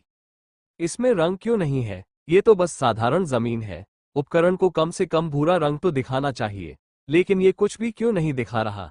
क्या इसका मतलब यह नहीं है कि जमीन कोई मौलिक प्रतिक्रिया नहीं दिखा रही है? यह वैज्ञानिक दृष्टि से तो समझ से परे है। नहीं, जादुई दृष्टि से तो बिल्कुल नहीं। क्या ये चीज खराब हो गई है? हुआन जुओसी हंस पड़ा। उसे इस तरह के उपकरणों से कभी कोई लगाव नहीं था। असंभव। मुझे फिर से कोशिश करने दो, होंग नियाओ ने कहा। अगर यह जमीन होती तो इस पर पृथ्वी तत्व की प्रतिक्रिया होनी चाहिए थी। या तो डिवाइस खराब है या फिर यह ग्राउंडिंग की समस्या। वैसे क्या आप में से किसी को लगता है कि हम ऊपर उठ रहे हैं? समूह में से किसी ने अचानक पूछ लिया। होंग नियाओ, जो दोबारा उस उपकरण का इस्तेमाल करने ही वाली थी, अचानक उसका चेहरा पीला पड़ गया। उपकरण को पकड़े हुए उसके हाथ बुरी तरह कांपने लगे। डिवाइस में कोई खराबी नहीं थी, लेकिन फिर भी ये किसी भी प्रतिक्रिया का पता लगाने में विफल रहा। दुनिया में हर चीज मूल रूप से कुछ तत्वों से बनी होती है, लेकिन एकमात्र चीज जो प्रतिक्रिया नहीं दिखाएगी वह होगी एक जीवित प्राणी। अचानक एक ऐसी जोरदार गर्जना हुई जिससे पूरी घाटी हिल उठी। आवाज समूह के बेहद करीब थी। ऐसा लग रहा था मानो वो उनके कानों के ठीक बगल में घट रही हो। उनके कान के पर्दे लगभग फट चुके थे और उन्हें ऐसा महसूस हो रहा था जैसे उनका दिमाग फटने वाला हो। सबसे पहले होंग नियाओ को सच्चाई का एहसास हुआ, जिसका मन पल भर में भय से भर गया। वो अपने शरीर को हिला भी नहीं पा रहा था। उस गर्जना के बाद दलदल के बीच की जमीन तेजी से ऊपर उठ गई। वो दलदल से निकलकर हवा में उड़ गया। दलदल के नीचे छिपा हुआ विशालकाय शरीर अब प्रकट हो गया। वह इतना विशाल था कि दलदल के बीचों बीच एक बड़ी लहर पैदा कर दी। जैसे ही वो विशालकाय काला दानव खड़ा हुआ, धरती एक तरफ झुकने लगी। उसके खड़े होते ही द्वीप उसकी रीढ़ की हड्डी बन गया। मिट्टी और कीचड़ तेजी से उसके विशाल शरीर से अलग हो गए। उसका विशालकाय रूप धुंधले रात के आकाश के नीचे खड़ा था। जैसे ही चंद्रमा की रोशनी उस विशाल आकृति पर पड़ी, कीचड़ के ऊपर दिखाई देने वाला हिस्सा एक अद्भुत दृश्य प्रस्तुत कर गया। उस विशालकाय जानवर की पीठ पर बैठे नन्हे मुन्ने बेहद भयभीत थे। उन्होंने कभी सोचा भी नहीं था कि वे सचमुच एक विशालकाय जानवर की पीठ पर खड़े हैं। वे पूरी तरह से घबरा गए। जो लोग तेजी से प्रतिक्रिया देने में सक्षम थे, उन्होंने तुरंत भागने में सहायता के लिए मंत्रों का जाप किया। हालांकि उस जानवर को इन घुसपैठियों की मौजूदगी का पहले से ही पता था। बस एक हल्की सी कपकपी के साथ उसने आसानी से इंसानों को अपनी पीठ से झटक दिया। इसकी गति बहुत तेज नहीं थी, लेकिन इसका आकार विशाल था। इसका एक कदम ही पवन जादूगर के पवन पथ जितनी दूरी तय कर सकता था। लियांग दाचुई, होंग नियाओ, हुआंग जुओसी और बाकी सबने कभी नहीं सोचा था कि वे खुद मौत के मुंह में कदम रखेंगे। हवा में गिरते समय जादू भी उन्हें नहीं बचा सका। सब कुछ बहुत जल्दी हो गया था। वो स्थान देखते ही देखते सन्नाटा छा गया। कुलीन जादूगरों के उस समूह ने विशालकाय जानवर की केवल रीढ़ की हड्डी ही देखी थी कि बिना किसी संघर्ष के वे सब अंधेरे में समा गए। कुछ सेकंड के लिए चीख पुकार मची रही, लेकिन अब वह विशालकाय काला जानवर धीरे धीरे दलदल में फिर से डूब रहा था। पूरा इलाका फिर से शांत हो गया, मानो कुछ हुआ ही न हो। कुछ दूरी पर बाकी पौधों से अलग उग रहे एक पुराने पेड़ की शाखा पर एक दुबला पतला युवक बैठा था। उसकी आंखें चौड़ी हो गई थीं, क्योंकि उसे विश्वास नहीं हो रहा था कि उसने दलदल के बीचों बीच अभी अभी क्या देखा है। उसके दांत अनजाने में ही किटकिटाने लगे। उसे अपने विचारों को संजोने में काफी समय लगा। उसने नीचे उगी हुई खरपतवारों से भरी जमीन को भी घूर कर देखा। ध्यान से देखने के बाद झांग शियाओहो को पूरा विश्वास हो गया कि यह अचानक नहीं उठेगा। उसकी आधी कमीज ठंडे पसीने से भीगी हुई थी। इस जगह में आखिर क्या गड़बड़ है? झांग शियाओहो बेहद भयभीत था। वो शवों का पीछा करने की योजना बना रहा था, लेकिन घाटी में स्वतंत्र रूप से घूमने में असमर्थ होने के कारण उसने शिकारियों के समूह से एक निश्चित दूरी बनाए रखते हुए उनका पीछा करने का फैसला किया। उन्हें आश्चर्य हुआ कि पलक झपकते ही पूरा समूह खत्म हो गया। मध्यवर्ती स्तर के जादूगरों से बना ये शिकारी समूह एक विशिष्ट समूह माना जाता था, लेकिन इसका सफाया इतनी आसानी से हो गया। झांग शियाओहो को समझ नहीं आ रहा था कि उसे खुद को भाग्यशाली समझना चाहिए या निराशावादी। वह किसी तरह अपना रास्ता भटक गया। घाटी उसकी कल्पना से कहीं अधिक भयानक थी। दलदल के बीचों बीच स्थित विशालकाय जीव निश्चित रूप से योद्धा स्तर से भी ऊपर था। क्या उसे तुरंत घाटी छोड़ देनी चाहिए, या धिक्कार है, वो जिस व्यक्ति को ढूंढ रहा था उसे पाए बिना कैसे जा सकता है? वो हर कीमत पर दलदल के केंद्र में जाने से बचता था। विशालकाय जानवर अपने विशाल आकार के कारण संभवतः अपने क्षेत्र में ही रहता था। दांत पीसते हुए झांग शियाओहो तुरंत उस जगह से निकल गया। दलदल से जितना दूर जाना हो उतना ही अच्छा। अरे बाप रे, क्या तुम सच में ऐसा कह रहे हो? विशालकाय छिपकलियां इस समय अपने ठिकाने पर लौट रही है। झांग शियाओहो जैसे ही जाने वाला था, उसने देखा कि विशालकाय छिपकलियां, जिन्हें पहाड़ के पश्चिम में इकट्ठा होना चाहिए था, इसके बजाय उसकी ओर आ रही थी। ऐसा लग रहा था कि जानवरों का वो समूह भरपूर स्नान करने के बाद टहल रहा था और दिन भर की थकान मिटाने के लिए अपने घोंसले की ओर लौट रहा था। ये खबर झांग शियाओहो के लिए बुरी थी, क्योंकि वो उनके घोंसले के ठीक पास ही था। दरअसल घाटी आमतौर पर 2 से 3 घंटे तक खाली रहती थी, क्योंकि विशाल छिपकलियां पहाड़ के पश्चिम में इकट्ठा हो जाती थीं। वे ठीक समय पर पहुंचती थीं, जैसे गृहिणियां सार्वजनिक चौकों पर आयोजित नृत्य समारोहों में समय पर पहुंचती हैं। हाँ, चीन में ऐसा होता है, और अपना सुखमय जीवन जीती है। हंटर ग्रुप ने 2 से 3 घंटे के इस अंतराल में अपना काम पूरा करने की योजना बनाई थी। चाहे वे सफल हो या ना हो, समय समाप्त होते ही वे तुरंत वहां से निकल जाएंगे और अगले दिन काम फिर से शुरू करेंगे। दुर्भाग्य से उनमें से किसी को भी यह उम्मीद नहीं थी कि दलदल के केंद्र में एक विशालकाय जानवर छिपा होगा। झांग शियाओहो का दुर्भाग्यवश उनसे उस समय सामना नहीं हुआ जब वे अपने घोंसले में लौट रही थी। उन्हें विशाल छिपकलियों की दिनचर्या के बारे में कोई जानकारी नहीं थी। उन्होंने अनुमान लगाया कि वे सूर्योदय तक पहाड़ के पश्चिमी हिस्से में ही रहेंगी। अपनी ओर और भी विशाल छिपकलियों को रेंगते देख झांग शियाओहो को लगा जैसे उसकी खोपड़ी सुन्न हो रही हो। उसने तुरंत अपनी जान बचाने के लिए पूरी ताकत से भागना शुरू कर दिया। घाटी के दक्षिण में स्थित दलदल विषैला था। यह विष न केवल तेजी से फैलने में सक्षम था, बल्कि इसकी गैसीय संरचना किसी भी जीवित प्राणी की त्वचा में भी प्रवेश कर सकती थी। दलदल में रहने वाले जीव जहर से पूरी तरह प्रतिरक्षित थे, जबकि इस क्षेत्र में घुसपैठ करने वाले बाहरी लोगों का भी वही हाल होता जो दलदल की तलहटी में पड़े अनगिनत शवों का हुआ था। तुम अभी तक जहर से मुक्त नहीं हुई हो, फिर भी मेरा पीछा क्यों कर रही हो? मो फैन अवाक रह गया और उस जिद्दी महिला को देखता रहा। मैं ठीक हूं, लेकिन क्या आपको यकीन है कि वह घिनौना फल जहर का असर रोकने के लिए काफी है? ली मान ने पूछा। बेशक नहीं तो मैं अब तक मर चुका होता, मो फैन ने जवाब दिया। हमें शिकारियों के समूह को जल्द से जल्द ढूंढना चाहिए, फिर पवन जादूगर को खोजने की कोशिश करनी चाहिए, ली मान ने कहा। अगर उन्होंने आज रात अपनी योजना को अंजाम दिया होता तो वे अब तक मर चुके होते। जहां तक उस आदमी की बात है जिसका तुमने जिक्र किया था, जो अंधेरे में छिपा था, इतनी विशाल घाटी में उसे ढूंढना। मो फैन ने अपना शरीर झुकाकर अपने ऊपर निकली दीवार को पार किया। दूसरी तरफ पहुंचते ही उसने अपनी बात अधूरी छोड़ दी। ली मान पीछे पीछे आए और दीवार के नीचे बने गैप से निकलने के लिए अपना शरीर नीचे झुकाया। उसने मो फैन के वाक्य को दोहराते हुए कहा, वह यहीं कहीं आसपास होना चाहिए। ओह! मो फैन दलदली इलाके में खाली निगाहों से आगे देख रहा था। उसने देखा कि विशाल छिपकलियों का एक बड़ा झुंड एक दुबले पतले युवक का पीछा कर रहा था, जो उन जानवरों के आगे दौड़ रहा था। वो युवक पहाड़ की दीवार के नीचे मौजूद खाई से अनभिज्ञ प्रतीत हो रहा था। वह एक बंद गली में आ पहुंचा था। उसकी आंखों में दृढ़ निश्चय झलक रहा था।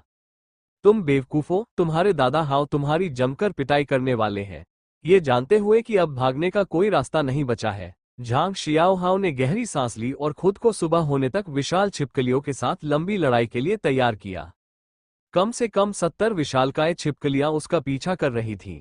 वे आम सेवक श्रेणी के दानव जीवों से कहीं अधिक विशाल थीं। उनकी एकमात्र कमजोरी उनकी धीमी गति थी। मात्र 100 मीटर की दूरी पर होने के बावजूद वे उसे पकड़ने की पूरी कोशिश कर रही थीं। उनके दांत उसे चीर फाड़ करने के लिए बेताब थे। दरअसल दलदल उनका निवास स्थान था, इसलिए किनारे पर रहने वाले मनुष्य उनके लिए भोजन समान थे। क्या यह वही व्यक्ति है जिसके बारे में आप बात कर रहे थे?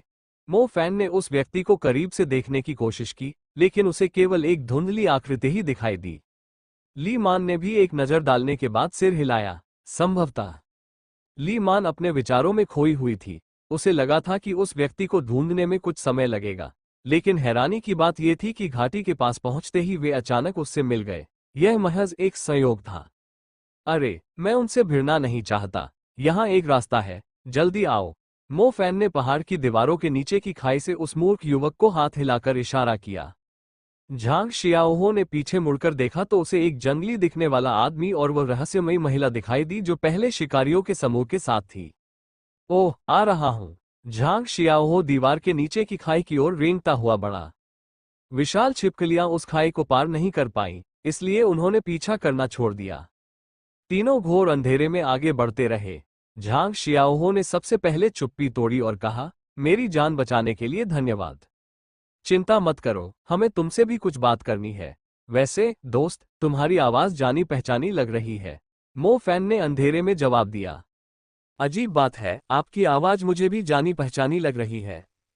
वे दोनों बातें करते हुए अंधेरे से बाहर निकले ही थे कि चारों आंखें एक दूसरे को घूरने लगी और चांदनी उनके चेहरों पर पड़ रही थी। हल्की हल्की हवा ने उनके चेहरों को छू लिया। पहाड़ पर कहीं एक कौवे ने अजीब सी कांव कांव की आवाज निकाली। पवित्र बकवास, जियो हो भाई फैन। हाँ भाई फैन, मुझे पता था कि तुम मरे नहीं हो।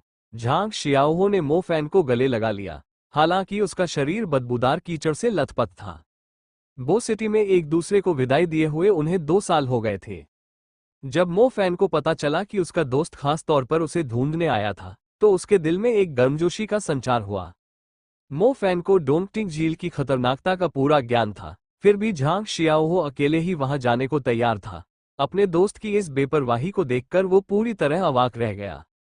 गुफा में लौटकर ली मान सो गई, क्योंकि उसके शरीर से जहर अभी तक पूरी तरह से साफ नहीं हुआ था। ओह हाँ भाई फैन, यह आपके लिए है। झांग शियाओहो ने धीरे से अपने बैग से 2 डिब्बे निकाले और उन्हें मो फैन के हाथों में थमा दिया। ये क्या है? मो फैन ने डिब्बों पर एक नजर डाली, लेकिन वह यह नहीं बता सका कि उनमें क्या है। मो फैन इन पात्रों से काफी परिचित था। इनका उपयोग आमतौर पर आत्मा के सार को रखने के लिए किया जाता था। इसके अंदर 2 आत्मा सार हैं। बॉस झान कोंग ने मुझे बताया कि तुम्हारी आत्मा नाजुक स्थिति में है और इसे बनाए रखने के लिए तुम्हें बहुत अधिक आत्मा सार की आवश्यकता होगी। मैं यहाँ आते समय बीई शहर से 2 आत्मा सार लेकर आया हूँ। झांग शियाओहो ने उत्साह से कहा। मो फैन के जीवित होने की खबर झांग शियाओहो के लिए सबसे रोमांचक खुशखबरी थी। आखिरकार उसने उसे अपने भाई की तरह माना था। ये पैसे कहाँ से आए? मो फैन ने दोनों डिब्बे पकड़े हुए थे। उसे अपनी आंखों में कुछ बहता हुआ महसूस हो रहा था। मो फैन अपनी आत्मा के टूटने के कारण बड़ी मुश्किल से अपना सामान्य रूप बनाए रख पाया था। हालांकि दानव तत्व अत्यंत अस्थिर था। जब तक उसकी आत्मा पूरी तरह से स्थिर नहीं हो जाती, तब तक वो सुरक्षित क्षेत्रों में लौटने का साहस नहीं कर रहा था। हालांकि वो ये स्वीकार करने से खुद को रोक नहीं सका कि यहाँ रहना काफी अकेलापन भरा था। मो फैन ये जानकर बेहद भावुक हो गया कि झांग शियाओहो उसे ढूंढते हुए इतनी दूर तक आई थी, और फिर भी उसने उसके लिए 2 आत्मा सार तैयार किए थे। ये सच था कि मो फैन को आत्मा के सार की सख्त जरूरत थी, और यही मुख्य कारण था कि वह डोंगटिंग झील की घाटी में रुका हुआ था। उसके पास अपनी नाजुक आत्मा को भारी मात्रा में आत्मा के सार से बनाए रखने के अलावा कोई विकल्प नहीं था, और इसका स्रोत विशाल छिपकलियां थीं। उसे इस बात का जरा भी अंदाजा नहीं था कि उसने अब तक कितनी विशाल छिपकलियों को मारा है और कितनी आत्मा शक्तियां प्राप्त की है। वास्तव में झांग शियाओहो की सेवक श्रेणी की आत्मा शक्तियां अब उसके लिए कारगर नहीं थीं। हालांकि जब उसे याद आया कि उसका भाई सिर्फ उसे आत्मा शक्तियां देने के लिए इतनी दूर तक आया था, तो उसकी आंखों में आंसू आ गए। मो फैन हमेशा खुद को एक निर्दयी व्यक्ति समझता था, लेकिन आश्चर्यजनक रूप से वह झांग शियाओहो के कार्यों से बेहद प्रभावित हुआ। पैसा तो कभी समस्या नहीं होती, वैसे भी मैं अब लगभग एक सैनिक ही हूं। वैसे अब तुम्हारा स्वास्थ्य कैसा है? बॉस जानकोंग से सारी बातें सुनकर मैं बहुत चिंतित हो गया था। झांग शियाओहो ने उससे पूछा। इन्हें वापस ले जाओ, इन्हें बेचकर अपने लिए कोई बढ़िया रक्षात्मक उपकरण खरीद लो। मो फैन उपहार लेना नहीं चाहता था। हालांकि यह उपहार उसके लिए ज्यादा उपयोगी नहीं था, लेकिन इसके पीछे की मंशा सबसे ज्यादा मायने रखती थी, खासकर मो फैन जैसे व्यक्ति के लिए जो 3 महीने से ज्यादा समय से जंगल में अकेला जीवन जी रहा था। सेवक श्रेणी की आत्मा शक्तियां अभी भी काम करती, लेकिन मो फैन उन्हें आसानी से हासिल कर सकता था। झांग शियाओहो ने संभवतः अपनी सारी बचत इन 2 आत्मा शक्तियों पर खर्च कर दी थी। मेरे पास पहले से ही कुछ उपकरण है। बॉस जानकोंग ने मुझे बताया था कि आपको बहुत सारी आत्मा शक्ति की जरूरत है। चूंकि मैं आपको ढूंढने में कामयाब हो गया हूं, इसलिए इनका सही इस्तेमाल करें। भाई फैन, आप बस अपने घाव का इलाज करवाए, मैं आपके लिए आत्मा शक्ति इकट्ठा कर लूंगा। सच कहूं तो वे विशाल छिपकलियां मेरे सामने कुछ भी नहीं है। मैंने सेना से एक आत्मा पात्र भी ले लिया है। मुझे पता है कि आत्मा शक्ति मिलना दुर्लभ है, लेकिन मैं उनमें से बहुतों को मार सकता हूं। मुझे विश्वास है कि यह अंततः मिल ही जाएगी। झांग शियाओहो पूरी तैयारी के साथ आया था। उसके द्वारा लाए गए सामान को देखकर लगता है कि वह निश्चित रूप से काफी लंबे समय तक यहाँ रहने की योजना बना रहा था। अरे छोटे बदमाश, अब अपनी काबिलियत का बखान करना बंद करो। मेरे पास अपने हाथ पैर है। तुम्हें क्या लगता है मैं पिछले 3 महीनों से क्या कर रहा था?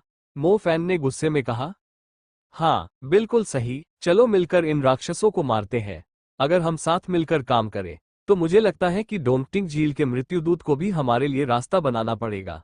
हाँ हाँ हाँ, झांग शियाओहो जोर से हंस पड़ा। मो फैन ने अपने होठों को चटकाया।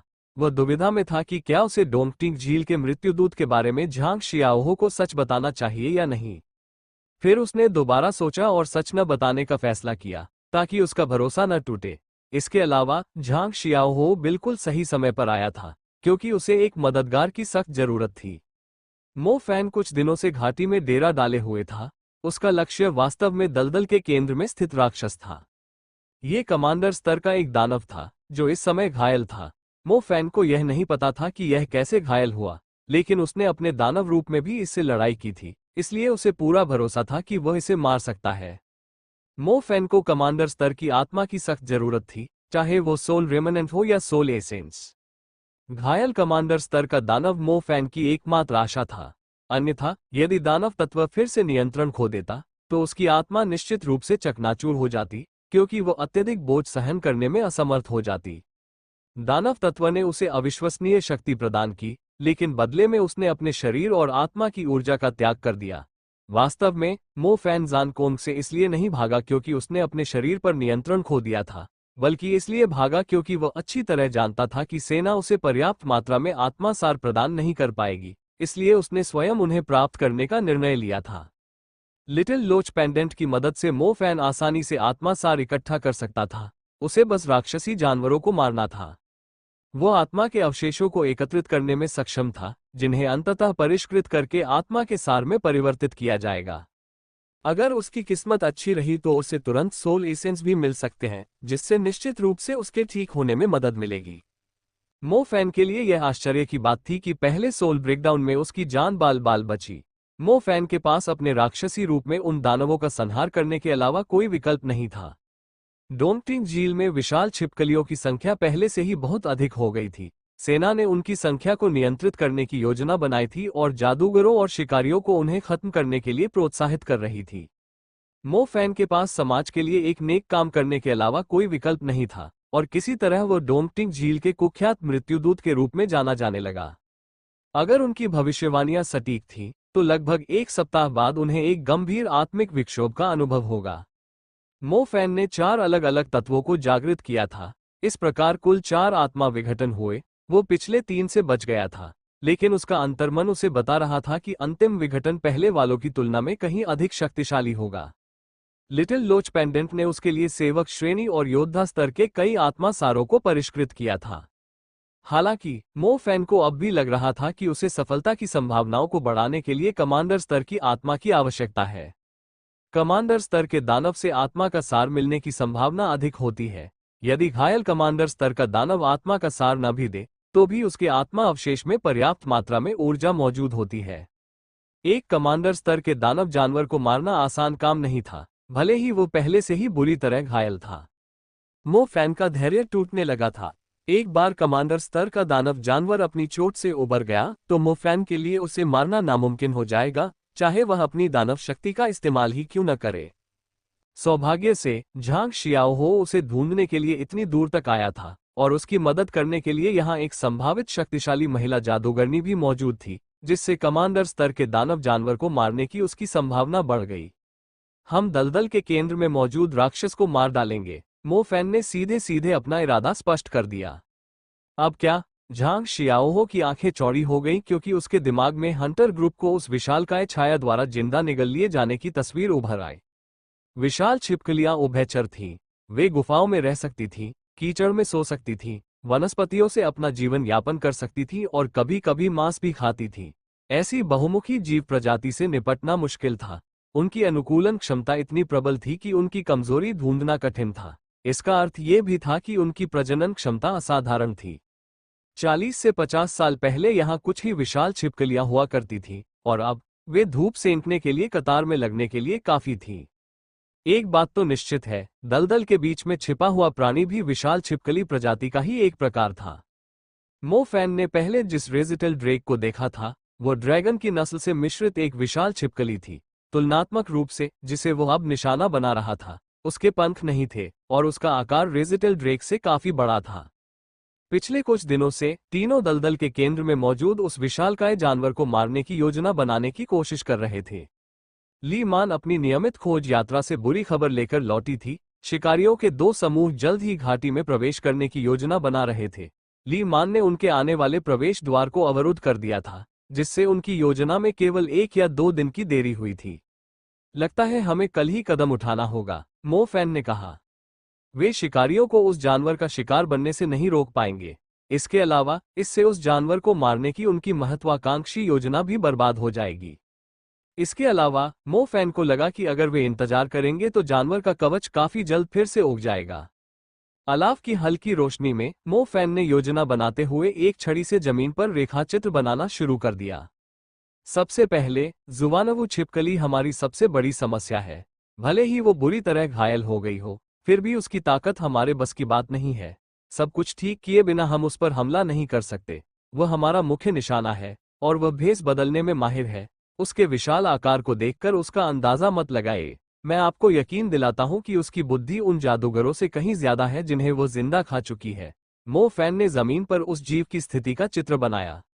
झांग शियाओहो ने भारी मन से सिर हिलाया। जुवानवु छिपकली वाकई बहुत चालाक थी। उसने जादूगरों के प्रकट होते ही हमला नहीं किया। वह धैर्यपूर्वक तब तक प्रतीक्षा करती रही जब तक वे उसकी पीठ पर न चढ़ गए। शिकारियों के समूह काफी अनुभवी और पूरी तरह से तैयार थे। अगर यह एक सामान्य मुठभेड़ होती तो उनमें से 1 या 2 बच निकलने में कामयाब हो जाते, लेकिन वे पल भर में पूरी तरह से मारे गए। हम अकेले दम पर इसे हराने की कोई उम्मीद नहीं रख सकते। हालांकि कुछ ऐसा है जो असंभव को संभव बना सकता है। मो फैन ने छड़ी से दलदल का एक और हिस्सा बनाया। यह वही क्षेत्र था जहां ली मान पहले अकेली थी, ठीक वही जगह जहां उसे बिना उसकी जानकारी के जहर दिया गया था। मो फैन ने ली मान की ओर देखा और पाया कि वह गहरी सोच में डूबी हुई है। वह मुस्कुराया और बोला, हाँ सही कहा, जीझाओ घाटी में केवल जुवानवु छिपकली ही नहीं रहती, वहां एक बहुत ही जहरीला कीड़ा भी है। भाई फैन, क्या आपका मतलब यह है कि हमें जहरीले कीड़े से जुवानवु छिपकली पर हमला करवाना चाहिए? झांग जियाओहो की आंखों में चमक आ गई। अगर वे जुवानवु छिपकली से सीधे मुकाबला करते तो उनके जीतने की कोई संभावना नहीं थी। ये स्पष्ट रूप से कमांडर स्तर का दानव था और यहां तक कि एक घायल कमांडर स्तर का दानव भी उन्हें पल भर में मार सकता था। लेकिन अगर उन्हें कुछ बाहरी मदद मिली होती तो मामला अलग होता। ली मान ने मो फैन की ओर आश्चर्य भरी नजर से देखा। उसने कभी सोचा भी नहीं था कि यह आदिम प्राणी इतना साहसी होगा। शिकारी इसका खूब इस्तेमाल करते थे ताकि किसी जानवर से अपना गंदा काम करवा सके। इस तरह अंततः जीत उन्हीं की होती थी। कमांडर स्तर के दानव जानवर पर इसका इस्तेमाल करने की हिम्मत बहुत कम लोग करते थे, क्योंकि जरा सी भी गलती होने पर वे खुद ही खा लिए जाते थे। क्या आपने उस जहरीले कीड़े के बारे में पर्याप्त जानकारी जुटा ली है? ली मान ने पूछा। लगभग, मो फैन ने उत्तर दिया। लगभग। ली मान ने मुंह फुला लिया। दोनों ही स्थितियों में यह इस परिस्थिति में उपयोगी है। मो फैन आगे कुछ भी समझाने को तैयार नहीं था। योजना सीधी सादी है, हम विषैले कीड़े को जुवानवू छिपकली के पास ले आएंगे। इसका विष इतना शक्तिशाली है कि एक कमांडर स्तर के दानव को भी कमजोर कर सकता है। हमें बस इतना करना है कि जुवानवू छिपकली उस विषैले कीड़े को मार डाले, और हम उसके विष का उपयोग करके जुवानवू छिपकली को ही मार डालेंगे। झांग शियाओहो ने जल्दी से सिर हिलाया। उसे पूरा यकीन था कि योजना कामयाब होगी। थोड़ी देर रुककर उसने पूछा, तो इसे उस विशालकाय जानवर तक कौन ले जाएगा? मो फैन और ली मान ने कोई प्रतिक्रिया नहीं दी। गुफा में अचानक सन्नाटा छा गया, सिवाय अलाव की चटकने की आवाज के। झांग शियाओहो ने अपनी नाक की ओर इशारा करते हुए काफी सख्त लहजे में कहा, तुम मुझसे ये करने को कह रहे हो? मो फैन और ली मान ने एक साथ सिर हिलाया। उन दोनों के पास चलने फिरने की कोई खास क्षमता नहीं थी, जबकि दूसरी ओर झांग शियाओहो के पास वायु और पृथ्वी दोनों तत्व थे, और उसने सेना में दुश्मनों का पता लगाने और अपनी उपस्थिति छिपाने की उपयोगी तकनीकें सीख ली थी। वो निश्चित रूप से इस कठिन मिशन के लिए एकदम सही उम्मीदवार था। झांग शियाओहो जानता था कि उसके पास भागने का कोई रास्ता नहीं है।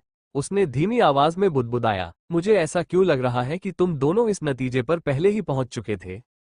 हम इस खास जगह पर जहरीले कीड़े और जुवानवू छिपकली को लाएंगे, इसलिए हमें एक ऐसे व्यक्ति की जरूरत है जो जहरीले कीड़े को लुभाए और दूसरा व्यक्ति जो जुवानवू छिपकली को चारा डाले। मो फैन ने दलदल के बीचों बीच एक जगह पर छड़ी से कुरेदते हुए कहा। झांग शियाओहो ने सिर हिलाया। दोबारा सोचने पर झांग शियाओहो असमंजस में पड़ गया। उसने झट से कहा, तो जहरीले कीड़े और जुवानवू छिपकली को वहां ले जाने के बाद आगे क्या होगा? क्या हम दोनों तरफ से घिर नहीं जाएंगे? क्या हम उनके बीच में ही सबसे पहले मारे नहीं जाएंगे? योजना एकदम सही थी, लेकिन उसका क्रियान्वयन विचित्र था। राक्षसी जानवरों को आपस में लड़ने के लिए उकसाने की सबसे बड़ी समस्या ये थी कि ऐसी स्थिति से सुरक्षित निकल पाना कैसे संभव हो। क्या उन्हें सच में लगता था कि जानवर आपस में टकराकर भयंकर लड़ाई करेंगे और चारा बस एक कोने से मुड़कर भाग जाएगा? मजाक बंद करो, ये कोई फिल्म की शूटिंग नहीं थी। जुरासिक पार्क में महिला मुख्य किरदार के लिए ये तरकीब काम कर गई थी, लेकिन झांग शियाओहो खुद कभी इस तरकीब को आजमाने की हिम्मत नहीं करेंगे। यही तो सवाल है, मो फैन ने खांसते हुए कहा और उस जगह की ओर इशारा किया जहां उसने पहले उंगली मारी थी। क्या तुमने सोचा है कि हम उन्हें उस खास जगह पर क्यों बुला रहे हैं? मो फैन ने सख्ती से कहा, ली मान और मैंने आसपास का जायजा लिया है। इस रास्ते के आखिर में एक गुफा है। उसके नीचे एक सूखा भूमिगत रास्ता है, जो दलदल के तल समेत पूरी घाटी के नीचे से होते हुए घाटी के केंद्र तक जाता है। मो फैन ने एक और रास्ता बनाया, जो केंद्र में स्थित दलदल से जुड़ता था। झांग शियाओहो को तुरंत बात समझ में आ गई और उसने झट से कहा, भाई फैन, तो आप कह रहे हैं कि वहां हमारा स्वागत करने कोई आएगा? बिल्कुल सही। एक बार जब हम जुवानवू छिपकली और विषैले कीड़े को उस जगह पर ले आएंगे, तो वहां की जमीन काफी कमजोर है। कुछ विनाशकारी मध्यवर्ती मंत्रों से एक छेद खुल जाएगा। फिर यह कीचड़ को भांवर की तरह बहा ले जाएगा और हम उस पर सवार होकर भूमिगत मार्ग तक पहुंच सकेंगे। मो फैन ने समझाया। हाँ, बड़ी चालाकी से बच निकले। राक्षसी जानवर आपस में लड़ेंगे और हमें अपना लूटा हुआ सामान लेने से पहले साफ कपड़े बदलने का भी समय मिल जाएगा। मुआहाहा, झांग शियाओहो जोर से हंस पड़ा। भाई फैन हमेशा की तरह ही बुद्धिमान है। पता चला कि सब कुछ शुरू से ही उसके नियंत्रण में था। दोनों उत्साह से भरे हुए थे, इसलिए ली मान पूरी बातचीत के दौरान चुप रही। कुल मिलाकर योजना व्यवहार्य प्रतीत हो रही थी, लेकिन यही समस्या खड़ी हो गई। अगर झांग शियाओहो को जहरीले कीड़े को लुभाने का काम सौंपा गया था, तो जुवानवू छिपकली को कौन चारा देगा? भूमिगत मार्ग घाटी के ठीक नीचे स्थित एक संकरी गुफा थी। दलदल सतह पर था और उसके नीचे चट्टानों की एक परत के साथ एक भूमिगत नदी बह रही थी। ली मान ने अपना सारा सामान पहन लिया था और वह अकेले ही भूमिगत गुफा में यात्रा कर रही थी। उसकी घड़ी की रोशनी सीमित दूरी तक ही पहुंच सकती थी। सौभाग्य से उसने और मो फैन ने दीवारों पर कुछ निशान बना रखे थे, जो सतह के सापेक्ष उसकी सटीक स्थिति को दर्शाते थे। उसे दिया गया कार्य बहुत जटिल नहीं था। ली मान और झांग शियाओहो दोनों ही बैटल मेज थे, इसलिए वे अपनी दैनिक आवश्यकताओं के अलावा कुछ उपयोगी उपकरण भी साथ लाए थे। ली मान, क्या तुम अपने स्थान पर पहुंच गई हो? मो फैन की विकृत आवाज उसके कानों में सुनाई दी। ली मान ने अपने ईयरफोन को ठीक करते हुए जवाब दिया, मैं अभी भूमिगत हूँ, लेकिन सिग्नल कमजोर है। मैं सुन नहीं पा रही हूँ कि आप क्या कहना चाह रहे हैं। समय कम होता जा रहा है। विशाल छिपकलियां अपना दैनिक सार्वजनिक चौक नृत्य लगभग पूरा कर चुकी है, मो फैन ने कहा। उन्हें तब आगे बढ़ना था जब विशाल छिपकलियां धूप सेंकने के लिए दूर गई हुई थी, इसलिए उनके पास प्रत्येक कदम पूरा होने तक इंतजार करने का पर्याप्त समय नहीं था। उन्हें एक साथ आगे बढ़ना था। जीवों को लुभाना शुरू करो, मैं जल्दी आ जाऊंगी, ली मान ने कहा। वो अभी अभी उनके द्वारा पहले बनाए गए अंतिम से दूसरे निशान पर पहुंची थी। वो अपने निर्धारित स्थान के बहुत करीब थी। ठीक है, मुझे लगता है हमारे पास कोई विकल्प नहीं है। याद रखना, इसे पूरी ताकत से तोड़ना, मो फैन ने उसे याद दिलाया। ओह, मुझे लगता है कि मुझे गड्ढा इतना बड़ा बनाना चाहिए कि दोनों राक्षस भी इसमें गिर सके, ली मान ने शांत स्वर में पूछा। तो आप में हास्यबोध तो है ही, ली मान के गुलाबी होंठ ऊपर की ओर मुड़ गए। दरअसल, अगर वो उन्नत जादू का इस्तेमाल करे, तो वह आसानी से इतना बड़ा छेद बना सकती है जिसमें दोनों राक्षस समा सकें। सतह पर झांग शियाओ हो, जो पहले ही काफी मात्रा में घिनौने पल खा चुका था, अपनी स्थिति पर कायम था। क्षितिज पर सूरज डूबता देख वह घबरा गया। वो मन ही मन सोचता रहा, जहरीले कीड़े को जगाओ, उसे उस जगह पर लाओ, ली मान के जमीन फाड़ने का इंतजार करो, और फिर सर्पिलाकार रास्ते से नीचे उतर जाओ। ये बिल्कुल भी मुश्किल नहीं है, और न ही खतरनाक। हो जी, हम तैयार हैं। वैसे, सेना का संचार उपकरण काफी प्रभावशाली है। आप इसे जंगल में भी इस्तेमाल कर सकते हैं। मो फैन की आवाज कॉम पर कर्कश सुनाई दी। ये जादूगरों की ऊर्जा से संचालित हो रहा है। हम अपनी ऊर्जा को अच्छी तरह छिपा सकते हैं, इसलिए यह आसानी से राक्षसी जानवरों का ध्यान आकर्षित नहीं करेगा, झांग शियाओ हो ने कहा। अब समय आ गया है। जाओ और उस छोटे जहरीले कीड़े को जगाओ। मैं उस बड़ी छिपकली को जगा देता हूँ, मो फैन ने कहा।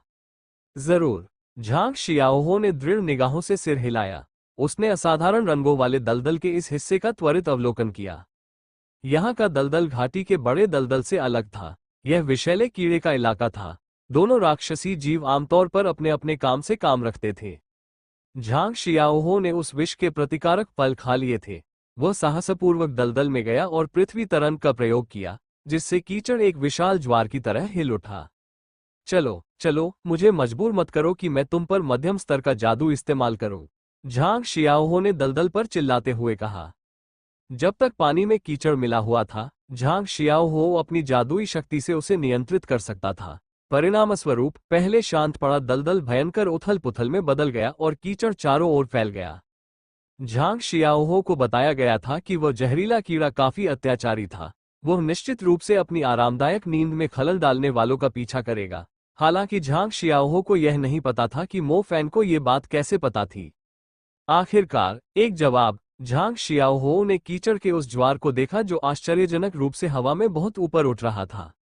कीचड़ उबलते काले पानी की तरह लुढ़क रहा था, चारों ओर बेतहाशा उछल रहा था, और फिर झांग शियाओहो के सामने जमीन पर मूसलाधार बारिश की तरह बरस रहा था।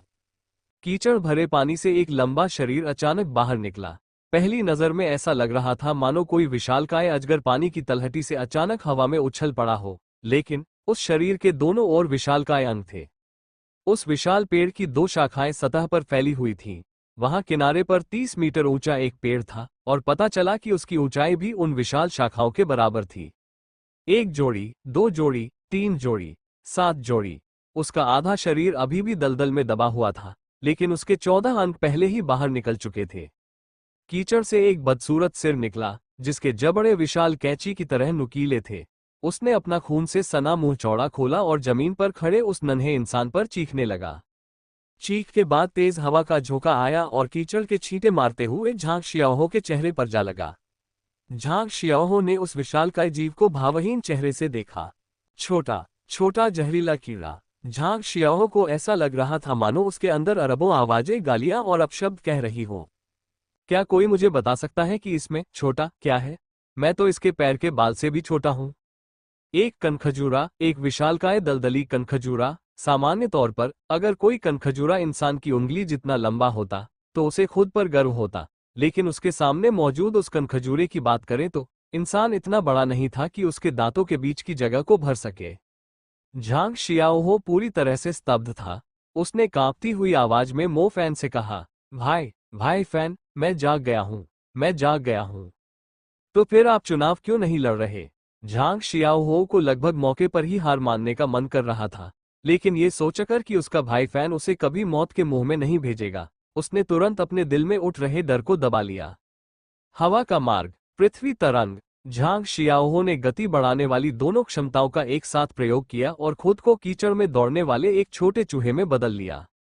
सौभाग्य से वो उस नन्हे कनखजूरे से पहले ही कुछ दूरी पर था। ओह नहीं, ये तो कोई ऐसा कनखजूरा होना चाहिए जो 1000 साल से भी ज्यादा समय से साधना कर रहा हो, वरना जब वह राक्षस प्रवेश करता तो वो पल भर में टुकड़े टुकड़े हो जाता। झांग शियाओहो अविश्वसनीय रूप से फुर्तीला था, औसत मध्यवर्ती जादूगर से कहीं अधिक तेज। वो अपनी गति को और बढ़ाने के लिए पवन पथों को संयोजित करना जानता था, और पवन पथों के बीच के अंतराल को भरने के लिए पृथ्वी तरंग का उपयोग करना जानता था ताकि वह लगातार अपनी अधिकतम संभव गति पर बना रहे। समस्या ये थी कि 2 पैरों से एक विशालकाय कनखजूरे से आगे निकलना असंभव था, जिसके शरीर के केवल आधे हिस्से पर ही 14 विशाल अंग थे। झांग शियाओहो को लगा जैसे उसकी जान खतरे में है। उसने पीछे मुड़ने की हिम्मत नहीं की और आंखों से आंसू बहते हुए आगे दौड़ता रहा। कीचड़ इतनी जोर से लुढ़का कि पास में रखे पत्थरों से टकराने पर वे चकनाचूर हो गए। विशालकाय कनखजूरा उस इंसान का पीछा कर रहा था। ऐसा लग रहा था कि उस जीव के पास दूर से हमला करने की कोई क्षमता नहीं थी, वरना एक ही थूक से झांग शियाओहो आसानी से मर जाता। हो जी, क्या यह अब भी तुम्हारा पीछा कर रहा है? मुझे नहीं पता, मुझे अभी भी वो आवाज सुनाई दे रही है। झांग शियाओहो वास्तव में बात करने के मूड में नहीं थी। एक नजर डालिए, मैं। दौड़ते हुए झांग शियाओहो ने धीरे धीरे अपना सिर घुमाया। झांग शियाओहो ने एक ही नजर में महसूस किया कि उसकी दृष्टि लगभग पूरी तरह से उस विशाल कनखजूरे से भर गई थी, विशेषकर उसके बदसूरत क्रूर सिर से। कुछ और नजरें डालने पर उसकी खोपड़ी सुन्न हो जाती। अचानक झांग शियाओहो ने एक महत्वपूर्ण बात पर ध्यान दिया। हालांकि विशालकाय कनखजूरा पागलों की तरह तेज गति से उसका पीछा कर रहा था, लेकिन जमीन पर पड़े पत्थर के टीले को पार करते समय उसका लगभग 100 मीटर लंबा शरीर पूरी तरह से उजागर हो गया था। उसके शरीर के पहले आधे हिस्से में 14 अंग थे, लेकिन दूसरे आधे हिस्से में एक भी अंग नहीं था। ऐसा इसलिए नहीं था कि विशाल कनखजूरा किसी विचित्र उत्परिवर्तन का परिणाम था। झांग शियाओहो उसके शरीर के दूसरे हिस्से पर स्पष्ट रूप से कटे और चोट के निशान देख सकता था, जिससे ये संकेत मिलता था कि उसने किसी तरह अपने आधे अंग खो दिए थे। यह एक कनखजूरा था जिसके आधे अंग कटे हुए थे। इसमें कोई हैरानी नहीं कि उस जानवर ने उसे अभी तक जिंदा नहीं खाया था। शरीर के दूसरे हिस्से में अंगों की कमी के कारण वह अपना संतुलन पूरी तरह खो चुका था। वह बार बार इधर उधर गिरता रहता था, या तो गहरी खायां खोदता हुआ या कीचड़ भरे तालाबों में फिसल जाता था। कभी कभी वह फुर्तीला होता था, लेकिन बाकी समय बैल की तरह धीमा। भाई फैन, यह विशालकाय कनखजूरा भी घायल हो गया है, झांग शियाओहो ने उत्साह से कहा। मुझे पता था कि ब्रदर फैन मुझे निराश नहीं करेगा।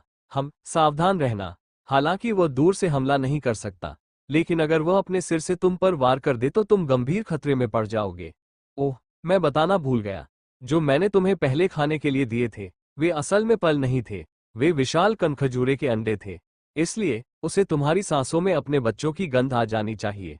उसके तुम्हारा पीछा न करने की चिंता मत करो, बस भागते रहो। मो फैन ने कॉम के दूसरी तरफ हाँफते हुए जवाब दिया।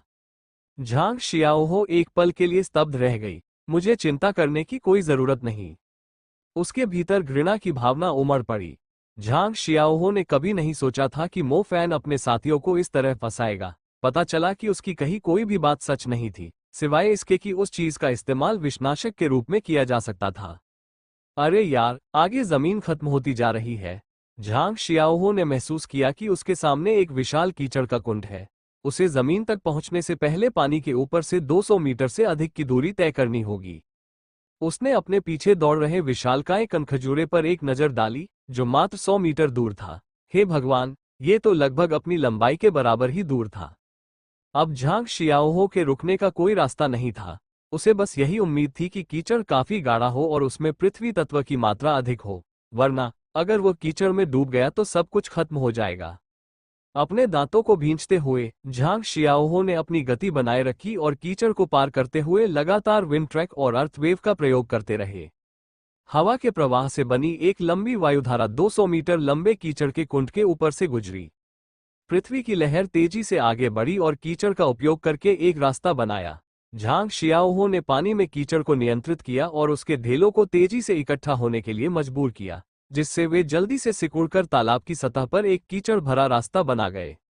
बॉस जान कोंग ने उसे पहले ही बताया था कि यदि कोई पवन तत्व का उपयोगकर्ता काफी तेज हो तो वो पानी की सतह पर दौड़ लगा सकता है।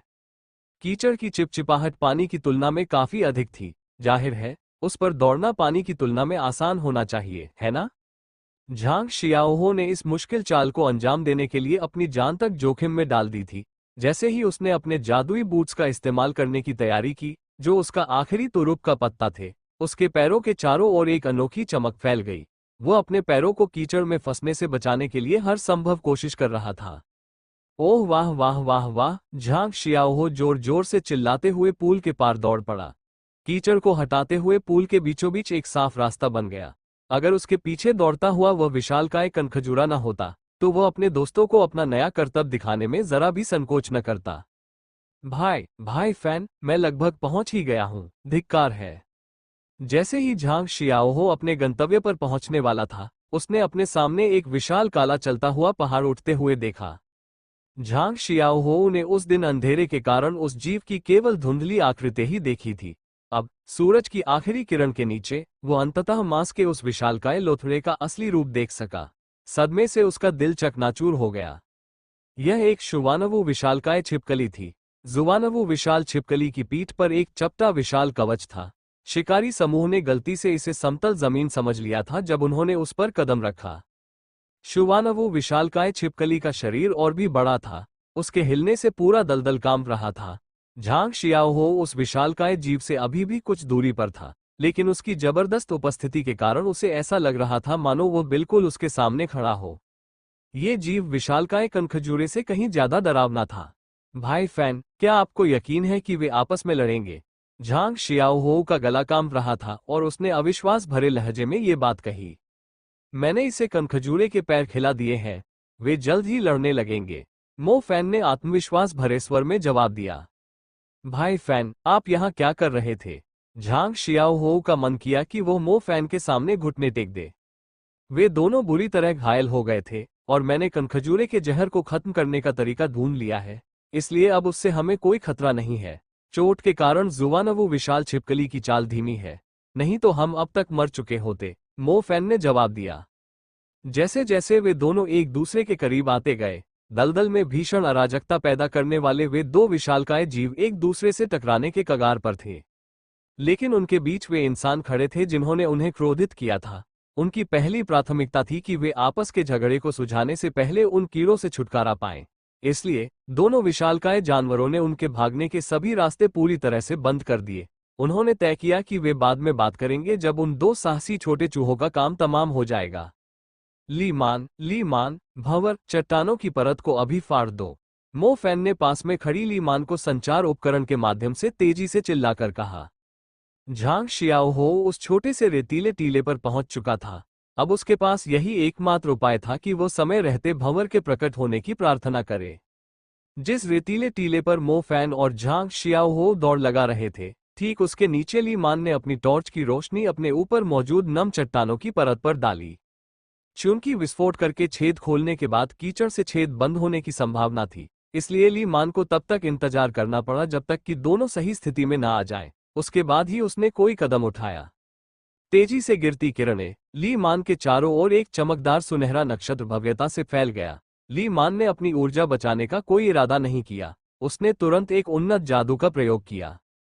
उसे चट्टानों की परत को एक ही झटके में तोड़ना था। जरा सी भी देरी होने पर वे दोनों नन्हे मुन्ने राक्षस उन्हें जिंदा ही खा जाते। प्लम्मेटिंग रेज प्रकाश तत्व का उन्नत मंत्र था। नक्षत्र पूरा होने के बाद 100 से अधिक प्रकाश किरणें उत्पन्न हुई। यदि जादूगर इन किरणों को नुकीले हथियारों का रूप दे देता तो वे शक्तिशाली भेदक लेजर किरणों में परिवर्तित हो जाती। ली मान के नियंत्रण में गिरती हुई किरणें अनगिनत प्रकाश के तीरों में बदल गईं। ये तीर मूसलाधार बारिश की तरह घने थे और चट्टानों की परत को भेदते हुए नीचे तक पहुंच गए। चट्टानें पल भर में चकनाचूर हो गईं। तीरों की बौछार से जल्द ही सतह पर 10 मीटर चौड़ा छेद बन गया। ये लगभग सही आकार का था, क्योंकि कीचड़ गड्ढे को जल्दी नहीं भरेगा, साथ ही दोनों राक्षसों को इसे तोड़कर बाहर निकलने से भी रोकेगा। क्या हो रहा है? ली मान अचानक भौहें चढ़ा बैठी। उसने एक उन्नत मंत्र का प्रयोग किया था, क्योंकि उसे चिंता थी कि चट्टानों की परत उसकी अपेक्षा से अधिक मोटी है। उसे आश्चर्य हुआ कि प्रकाश के तीरों को पूरी परत को भेदने में कठिनाई हो रही थी। ये बात समझ में नहीं आती, चट्टानें इतनी ठोस नहीं होनी चाहिए। वो पहले से ही एक उन्नत मंत्र का प्रयोग कर रही थी। बहन, कृपया हमें बता दो कि तुम हम पर कोई मजाक तो नहीं कर रही हो। तुमने जिस भंवर का वादा किया था, वह कहाँ है? हम तो गए काम से। झांग शियाओहो की विनती भरी आवाज संचार उपकरण से निकली, जिसके बाद दोनों राक्षसों की चीखें सुनाई दी। इन चट्टानों में कुछ अजीब है। मुझे मिल गया पृथ्वी तत्व आत्मा बीज। आत्मा बीज, बहती मिट्टी। ये चट्टानों की परत में ही छिपा हुआ है। ली मान ने हैरानी से कहा, क्या तुम सच में हो? तुम इतने उत्साहित क्यों हो? मो फैन की चीख डिवाइस से फूट पड़ी। सोल सीड को भाड़ में जाने दो, अपनी पूरी ताकत से इसे अभी उड़ा दो।